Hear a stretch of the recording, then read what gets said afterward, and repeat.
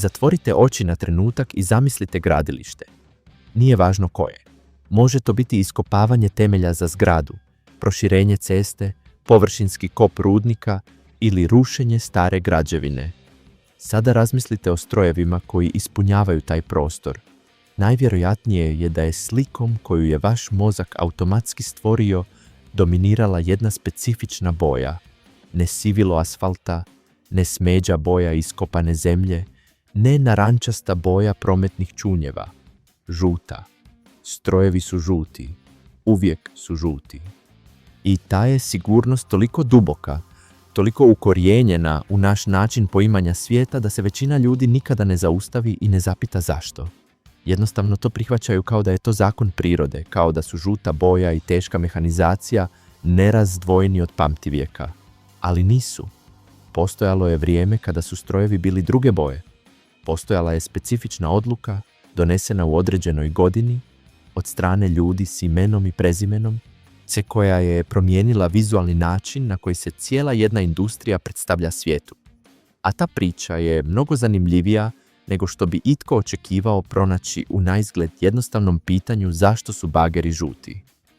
Da bismo shvatili kako smo došli do ovoga, moramo se vratiti u prve godine 20. stoljeća, kada je industrija građevinskih strojeva i strojeva za zemljane radove bila mlada i još uvijek definirala vlastita pravila. Strojevi tog doba bili su u velikoj većini sivi, praktična, a nepretenciozna siva, naslijeđena iz industrijske tradicije koja je radnu opremu povezivala s golim metalnim tonovima ili s antikorozivnim premazima tog vremena, koji su također naginjali istoj paleti boja. U nekim slučajevima dodavani su detalji u crvenoj boji koja je tada imala vojne konotacije i asocirala na precizne strojeve, ali dominantna boja na bilo kojem gradilištu tog doba bila je siva.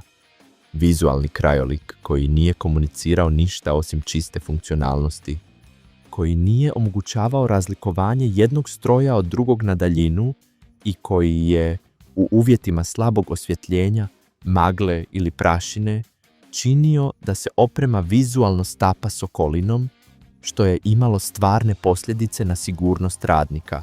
Caterpillar je u to vrijeme već bio tvrtka sa značajnom težinom u sektoru. Osnovana početkom stoljeća spajanjem dviju tvrtki koje su proizvodile gusjeničare, izgradila je svoju reputaciju na temelju robusnog inženjeringa i operativne pouzdanosti. A njihovi strojevi su radili.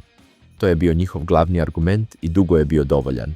Ali, kako su građevinski projekti postajali sve veći, a gustoća strojeva na gradilištima rasla, problem vidljivosti sivih strojeva postajao je sve očitiji. Na gradilištu s više strojeva koji rade istovremeno, u smjenama koje su se protezale i izvan dnevnog svjetla, boja stroja prestala je biti estetski detalj i postala je sigurnosna varijabla s izravnim utjecajem na vjerojatnost nesreća. Godine 1931. Caterpillar je donio odluku koja se u tom trenutku mogla činiti više marketinškom nego inženjerskom, ali koja će s vremenom pokazati da ima implikacije koje daleko nadilaze imidž marke.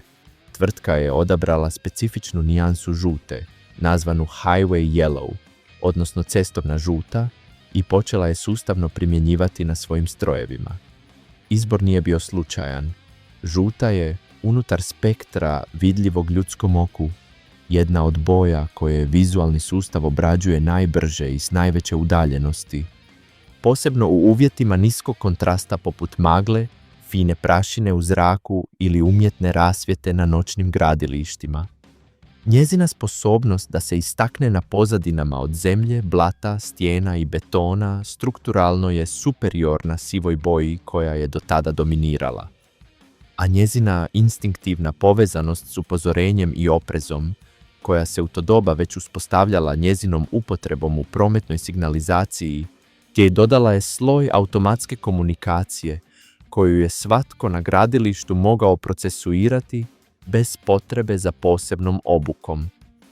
Učinak promjene bio je trenutačan i vidljiv. Strojevi tvrtke Caterpillar na gradilištima su se vidjeli. Vidjeli su se izdaleka, Vidjeli su se u lošim svjetlosnim uvjetima i vidjeli su se među ostatkom materijala i aktivnosti u okolini. Operateri drugih strojeva mogli su ih uočiti. Radnici pješaci mogli su predvidjeti njihov položaj i kretanje. A nuspojava koju nitko nije u potpunosti unaprijed izračunao bila je ta da su postali i prepoznatljivi. Highway Yellow, žuta, postala je vizualni potpis Caterpillara na način koji nijedna reklama ne bi postigla s tolikom učinkovitošću. Prije nego što je koncept korporativnog identiteta marke postao formalizirana disciplina, Caterpillar je stvorio nešto što je funkcioniralo upravo na taj način. Vizualni element toliko koherentan i dosljedan da je postao sinonim za tvrtku koja ga je koristila. Desetljećima kasnije, 1979. godine, Caterpillar je odlučio usavršiti ono što je izgradio.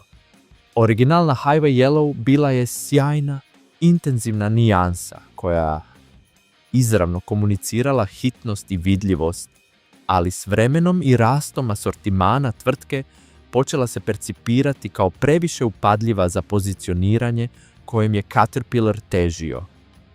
Tvrtka je tada razvila Caterpillar Yellow, nijansu nešto topliju i suptilniju od originalne, vizualno manje agresivnu, ali jednako učinkovitu u smislu uočavanja na daljinu. U kombinaciji s crnim detaljima koji su dodavali kontrast i strukturu vizualnom izgledu strojeva, ova nova žuta prenosila je nešto što originalna Highway Yellow nije komunicirala s istom jasnoćom. Industrijsku sofisticiranost. Osjećaj da iza boje stoji tvrtka koja ne samo da proizvodi velike strojeve, već detaljno promišlja svaki aspekt načina na koji se ti strojevi predstavljaju svijetu. Konačna konsolidacija ovog vizualnog identiteta dogodila se 1989. godine, kada su žuta i crna boja Caterpillara formalno integrirane u logotip tvrtke. Taj logotip, sa svojim specifičnim proporcijama i karakterističnom kombinacijom boja, postao je jedan od najprepoznatljivijih amblema u cijeloj globalnoj teškoj industriji, a Caterpillar Yellow je registriran kao intelektualno vlasništvo marke, što znači da nijedna druga tvrtka ne može koristiti tu točnu nijansu na svojim strojevima bez počinjenja zakonske povrede. To je praktički jedinstven slučaj u industriji proizvodnje teških strojeva. Boja stroja zaštićena kao registrirani zaštitni znak s istom pravnom snagom kao trgovačko ime ili dizajn proizvoda. Caterpillar nije samo izmislio građevinsku žutu, također se pravno osigurao da ta specifična žuta zauvijek ostane njegova. No domino efekt koji je uspjeh Caterpillara imao na ostatak industrije bio je postupan, ali neizbježan. Drugi proizvođači primijetili su da žuta funkcionira, da su žuti strojevi vidljiviji, da ih kupci povezuju s pouzdanošću i vizualnim autoritetom kojim je Caterpillar izgradio, te da je usvajanje te boje u određenoj mjeri bilo posuđivanje tog percepcijskog kapitala. Komatsu, glavni japanski konkurent Caterpillara na globalnoj razini, usvojio je vlastitu žutu za svoje strojeve, koja se razlikuje od Caterpillar Yellow, jer je svjetlija i sjajnija nijansa, dovoljno različita da se izbjegnu pravni problemi, ali dovoljno slična da se iskoristi mentalna asocijacija koju je tržište već izgradilo između žute boje i kvalitetne teške mehanizacije. Volvo Construction Equipment također je odabrao žutu za veći dio svoje game, s vlastitom nijansom koja je dio njihovog korporativnog vizualnog identiteta. Popis se nastavlja. I u gotovo svim slučajevima logika je ista. Žuta više nije bila samo izbor Caterpillara, već vizualni kod cijele industrije i svaki proizvođač koji je želio biti percipiran kao dio tog ekosustava ozbiljnih i sposobnih strojeva imao je snažne poticaje da je usvoji. Ali žuta nije jedina boja koja postoji u svijetu teške mehanizacije i tu brojke postaju rječite. Ako se analizira distribucija boja u globalnoj floti hidrauličnih bagera, koji su vjerojatno najreprezentativniji tip opreme u segmentu, oko 77% strojeva u pogonu u svijetu nalazi se u rasponu žute ili njoj vrlo bliskih nijansi. To je brojka koja potvrđuje hegemoniju boje, ali također potiče pitanje što radi ostalih 23%. 12% strojeva na globalnoj razini nalazi se u rasponu narančaste i crvene, skupine boja koja ima vlastitu logiku vidljivosti i koju su neke marke odabrale upravo kako bi se razlikovale od žute plime. Hitachi je najupečatljiviji primjer. Njihovi strojevi intenzivne narančaste boje odmah su prepoznatljivi na bilo kojem gradilištu na svijetu, a marka je dio svog identiteta izgradila na toj namjernoj kromatskoj diferencijaciji. 6% strojeva koristi sivu i bijelu boju, što je čest izbor kod marki poput Liebherra, koje su se odlučile za prenošenje tehnološke preciznosti i povezanosti s visoko specificiranim inženjeringom umjesto utilitarne robustnosti koju komunicira žuta. Samo jedva 5% strojeva na svijetu koristi zelenu, plavu ili druge boje, obično na specifičnim tržištima ili za posebne primjene gdje identitet operatera ili radno okruženje imaju posebne zahtjeve.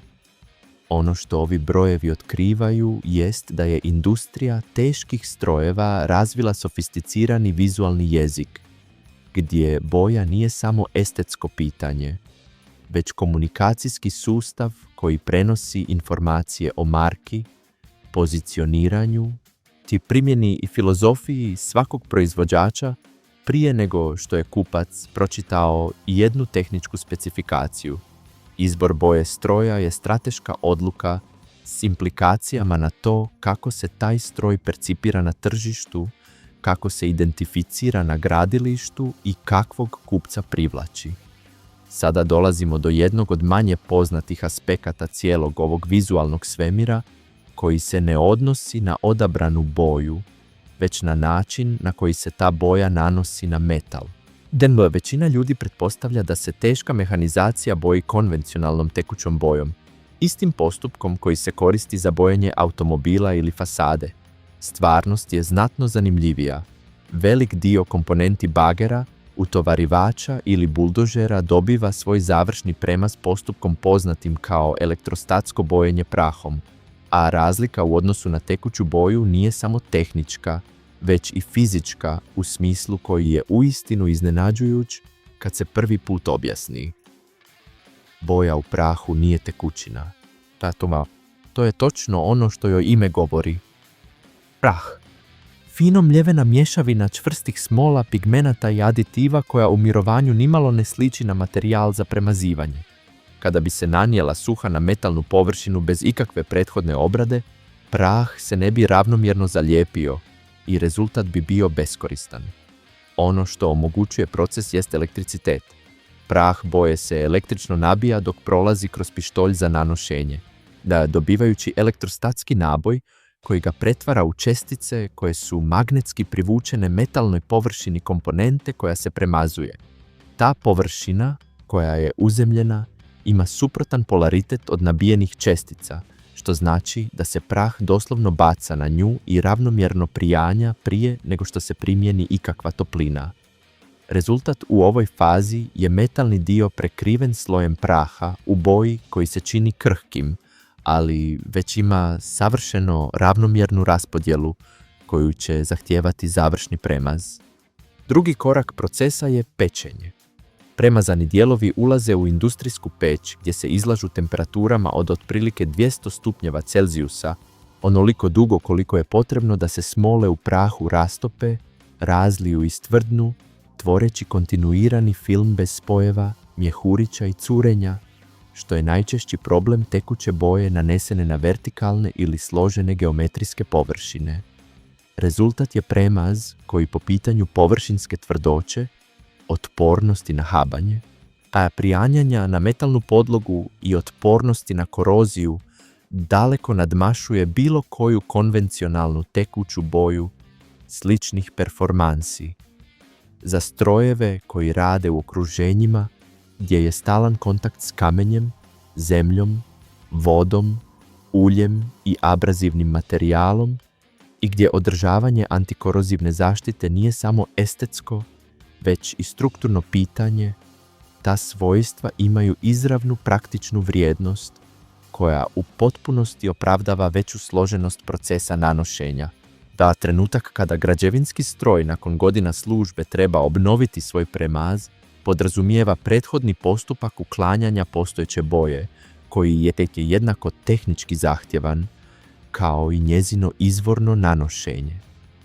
Prva dostupna opcija je uporaba kemijskih sredstava za uklanjanje, formuliranih s aktivnim otapalima koja prodiru u premaz, razbijaju veze između filma boje i metalne podloge te omogućuju njezino mehaničko uklanjanje jednostavnim alatima nakon određenog vremena kontakta. Da, to pomoću boje. Učinkovita metoda za lokalizirana područja ili za dijelove složene geometrije gdje je druge metode teško primijeniti iako zahtijeva posebne sigurnosne mjere opreza zbog prirode uključenih kemijskih spojeva. Druga opcija, raširenija u velikim industrijskim primjenama, je pjeskarenje, iako se u modernoj praksi umjesto konvencionalnog pijeska često koristi metalna sačma ili specifični abrazivni mediji. Princip je jednostavan. Komprimirani zrak pod visokim tlakom ubrzava abrazivne čestice do brzina dovoljnih da njihov udarac o premazanu površinu erodira i ukloni postojeću boju. Ono što ovu metodu čini preferiranom za obnovu premaza na teškim strojevima nije samo njezina učinkovitost u uklanjanju boje, je već i istovremeni učinak na metalnu podlogu. Udar abrazivnih čestica također uklanja površinsku koroziju koja se neizbježno nakuplja ispod boje tijekom godina i stvara profil hrapavosti na površini metala koji značajno poboljšava prijanjanje novog sloja premaza. U jednoj operaciji postiže se uklanjanje oštećenog premaza, čišćenje podloge i priprema površine za novi završni sloj. To je razlog zašto je u svakoj ozbiljnoj radionici za održavanje teških strojeva pjeskarenje standardna polazna točka svakog procesa ponovnog bojenja. I ovdje je prikladno dodati nekoliko podataka o ovom svijetu boja u teškoj mehanizaciji koje malo tko zna, a koji bacaju dodatno svjetlo na dubinu teme koja se na prvi pogled čini trivijalnom. Prvi podatak koji vrijedi spomenuti odnosi se na ljudsku percepciju boje u uvjetima vizualnog umora. Istraživanja provedena u građevinskom okruženju kako bi se procijenila učinkovitost različitih boja u prevenciji nesreća dokumentirala su fenomen poznat kao kromatski zamor. Nakon nekoliko sati izlaganja istoj dominantnoj boji u vidnom polju, ljudski vizualni sustav smanjuje svoju osjetljivost na tu boju i počinje je obrađivati s manje hitnosti. Žuta, za razliku od većine boja, održava relativno stabilniju razinu aktivacije vizualnog sustava tijekom dugih radnih dana, što znači da njezina učinkovitost, kao znaka upozorenja, ne opada tako brzo kao kod drugih boja tijekom 8-satne ili 10-satne radne smjene. Ova karakteristika, koja nije bila početni razlog zašto je Caterpillar odabrao žutu 1931. godine, jer su istraživanja o percepciji boja u radnom okruženju u to doba bila u povojima. Potvrđena je desetljećima kasnije studijama vizualne ergonomije i postala je jedan od najjačih znanstvenih argumenata koji podržavaju izbor koji je industrija donijela gotovo intuitivno prije gotovo jednog stoljeća. Drugi zanimljiv podatak pripada svijetu vojne povijesti i povezuje se s podrijetlom boja koje je građevinska mehanizacija koristila prije žute. Tijekom Prvog i Drugog svjetskog rata, značajan dio civilne teške mehanizacije bio je militariziran, je rekviriran od strane vojski ili proizveden izravno za vojnu upotrebu. Ti strojevi su prebojani u standardne vojne kamuflažne boje, prigušene zelene, smeđe i sive, dizajnirane upravo da smanje vidljivost vozila na bojnom polju. Kada je rat završio i ti su se strojevi vratili u civilnu upotrebu, mnogi su stigli na gradilišta sa svojim vojnim bojama netaknutima, stvarajući godinama vizualnu mješavinu sivih, zelenih i smeđih strojeva na poslijeratnim gradilištima obnove.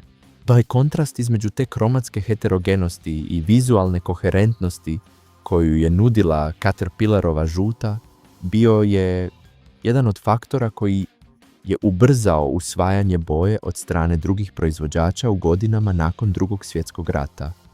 Žuta nije bila samo vidljivija od sive. Bila je vidljivija od svega što se u tom trenutku nalazilo na gradilištima. Treći podatak odnosi se na primjenu žute boje na teškim strojevima u uvjetima koje većina ljudi nikada ne bi povezala s bagerom. Građevinski strojevi koji rade u podzemnim rudnicima, u tunelima ili na gradilištima gdje je umjetna rasvjeta jedina dostupna, podložni su potpuno drugačijim uvjetima vidljivosti od onih na otvorenom gradilištu. U tim okruženjima konvencionalna žuta gubi dio svoje prednosti jer umjetna rasvjeta mijenja percepciju boja na način da neke nijanse žute postaju teško razlikovati od osvjetljenih betonskih površina. Za te specifične primjene, neki proizvođači su razvili verzije svojih premaza koje uključuju fluorescentne pigmente, sposobne apsorbirati ultraljubičasto zračenje prisutno čak i u nekim izvorima umjetne svjetlosti i ponovno ga emitirati kao vidljivu svjetlost, čineći da stroj doslovno sjaji jače od svoje okoline. Rezultat je pojačana verzija istog principa koji je Caterpillar primijenio 1931. godine. Maksimizirati vidljivost stroja u specifičnim uvjetima u kojima će taj stroj raditi. I četvrti podatak je možda najiznenađujući od svih i odnosi se na stvarni trošak boje u proizvodnom lancu teške mehanizacije. Intuitivno bi se moglo pomisliti da je kod stroja čija prodajna cijena može premašiti $1.000.000 premaz marginalna komponenta troška gotovo zanemariva u kontekstu cjeline. Stvarnost je da cjelokupni proces premazivanja velikog bagera, uključujući pripremu površina, nanošenje antikorozivnih temeljnih premaza, nanošenje završne boje elektrostatskim postupkom i pečenje u peći može predstavljati između 2 i 4% ukupnog troška proizvodnje stroja. Kod bagera čiji je trošak proizvodnje $500.000, to znači između $10 i $20.000 posvećenih isključivo procesu bojenja. To je brojka koja ilustrira do koje mjere premaz nije dekorativni detalj, već ozbiljna tehnička komponenta s vlastitim inženjeringom, da vlastitim standardima kvalitete i vlastitim utjecajem na trajnost i preostalu vrijednost stroja. Loše nanesen premaz koji počinje prerano propadati nema samo estetski utjecaj. Ubrzava koroziju metalne podloge, smanjuje vijek trajanja strukturnih komponenti i smanjuje vrijednost preprodaje stroja na tržištu rabljenih strojeva, koje je tržište ogromnih dimenzija gdje je stanje premaza jedan od prvih pokazatelja koje kupci koriste za procjenu povijesti održavanja stroja. Gledajući unatrag s današnje pozicije, teško je ne biti impresioniran putanjom koju je slijedila odluka donesena prije gotovo jednog stoljeća u radionicama tvrtke Caterpillar. Ono što je 1931. vjerojatno mnogima izgledalo kao relativno manja promjena imidža, ažuriranje izgleda strojeva motivirano praktičnim razlozima vidljivosti, s vremenom se pretvorilo u jednu od najutjecajnijih odluka o vizualnom identitetu u cijeloj povijesti proizvodne industrije. Ne postoji nijedan drugi sektor gdje je specifična boja tako apsolutno identificirana s kategorijom proizvoda. Građevinska žuta nije proizvoljna konvencija koja se održava po inerciji. Ona je rezultat desetljeća potvrđivanja da je prvobitni izbor bio ispravan, da znanost o vizualnoj percepciji podupire ono što je intuicija dizajnerskog tima empirijski identificirala. Daš si da je vizualna komunikacija koju ta boja uspostavlja između stroja i okoline u kojoj djeluje i danas jednako relevantna kao što je bila kad gradilišta nisu imala umjetnu rasvjetu ni elektroničke signalizacijske sustave. Sljedeći put kada prođete pored gradilišta i vidite žute strojeve kako rade, značite da se iza te boje krije priča o vidljivosti, sigurnosti, strategiji marke, znanosti o percepciji i tehnologiji premaza koja se razvijala gotovo cijelo stoljeće. Tu je tvrtka koja je donijela vizionarsku odluku kad nitko drugi o tome nije razmišljao. Industrija koja je slijedila njezin primjer s vlastitim nijansama i boja koja je od izbora jedne tvrtke postala univerzalni vizualni jezik cijelog sektora koji doslovno pomiče zemlju pod našim nogama. To je ono što je s žutom bojom. Čini se jednostavnom sve dok se ne zapitate zašto.